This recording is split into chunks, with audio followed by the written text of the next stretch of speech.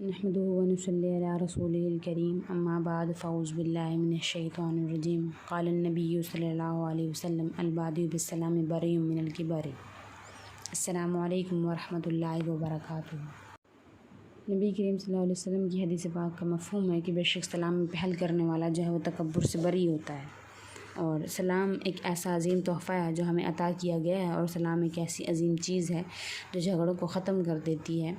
और नबी करीम सल्लल्लाहु अलैहि वसल्लम ने फ़रमाया, बुखारी शरीफ की हदीस है कि तुक़रिउस्सलामा अला मन अरफ़्ता व मन लम तारिफ़, कि सलाम करने की आदत डालो ख़वा तारुफ़ हो या ना हो।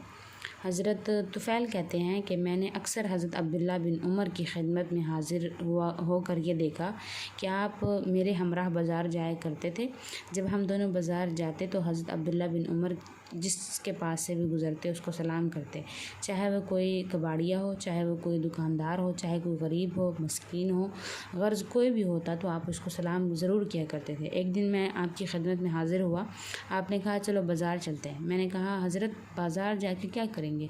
आपने ना तो किसी सौदे की ख़रीदारी करनी होती है, ना आप किसी माल के बारे में मालूमात करते हैं, ना आप मोल भाव करते हैं, ना बाज़ार की महफ़िलों में बैठते हैं।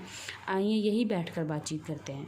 तो आपने फरमाया, हज़रत अब्दुल्ला बिन उमर ने फरमाया कि हम तो सिर्फ़ सलाम करने की गर्ज़ से बाज़ार जाते हैं, हमें जो मिले हम उसे सलाम करें। तो आज के ज़माने में सलाम करने की अज़मत जो है वो और भी बढ़ चुकी है, क्योंकि आज के ज़माने में सलाम ना करने वाले आदमी को बहुत बुरा समझा जाता है, और सलाम करने वाले शख्स के लिए जो है लोग झुक जाते हैं, और ये कहा जाता है कि शख्स बहुत अच्छा है, सलाम पेश कर रहा है। तो इसी वास्ते फ़रमाया गया कि आपस में अगर दुश्मनियाँ भी कायम हो तो सलाम को आम करो, कि अगर दुश्मन से आप सलाम करेंगे तो वो आपको जवाब में वालेकुम अस्सलाम कहने पर मजबूर हो जाएगा, जिसका मतलब ये होता है कि तुम्हारे लिए भी सलामती हो। जब एक शख्स आपको सलामती की दुआ दे रहा है तो वो आपसे झगड़ा किस तरह कर सकता है? इसलिए फरमाया गया कि सलाम को आम किया जाए। जबकि आज के ज़माने का तमदन ये है कि जब तक तीसरे शख्स से तारुफ़ ना कराया जाए, जैसे कि हमने अभी हदीस पाक का मफ़हूम पढ़ा और सुना कि हदीस मुबारक का मफ़हूम है कि तुक़रिउस्सलामा अला मन अरफ़्ता व मन लम तारिफ़, कि बेशक आप हज़ूर ने फरमाया कि सलाम करने की आदत डालो ख़वा तारुफ़ हो या ना हो। तो आज के ज़माने में जब तक कोई तीसरा शख्स तारुफ़ ना करवा दे, बोलचाल ना करवा दे, सलाम नहीं किया जाता। जब और हालांकि ये मुतकब्बिराना अंदाज़ है। हदीस मुबारक में फरमाया गया कि सलाम करो अगरचे तुम जानते हो या नहीं जानते। ये इस्लाम का तमदन नहीं है।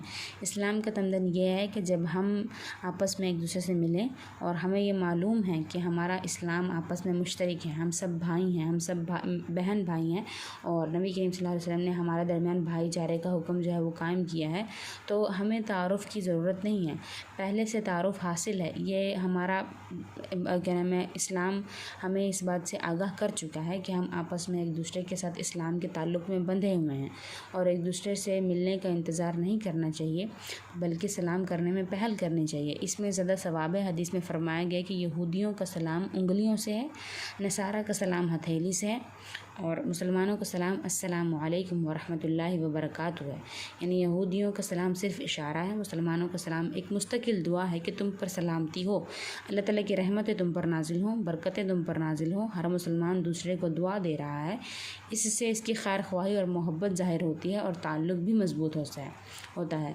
किस्सा मशहूर है कि किसी आदमी के सामने एक जिन आ गया, और उस आदमी को ये खौफ हुआ कि अब ये जिन मुझे नुकसान पहुंचाएगा। उसने जिन से कहा कि ए मामू जान, अस्सलामु अलैकुम व रहमतुल्लाहि व बरकातुहू।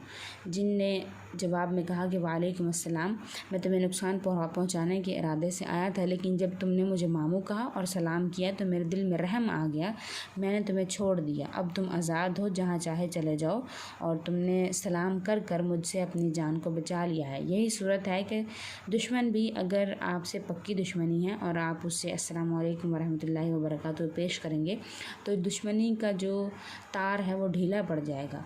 अलगर्ज़ सलाम एक बहुत बड़ी नेमत है, इसलिए हमेशा सलाम में पहल करनी चाहिए, क्योंकि आप सल्लल्लाहु अलैहि वसल्लम ने वाज़ेह अल्फाज में फरमा दिए कि अल बादिउ बिस्सलामि बरीउम मिनल किबरी, सलाम में पहल करने वाला शख्स जो है वो तकब्बुर से बरी होता है।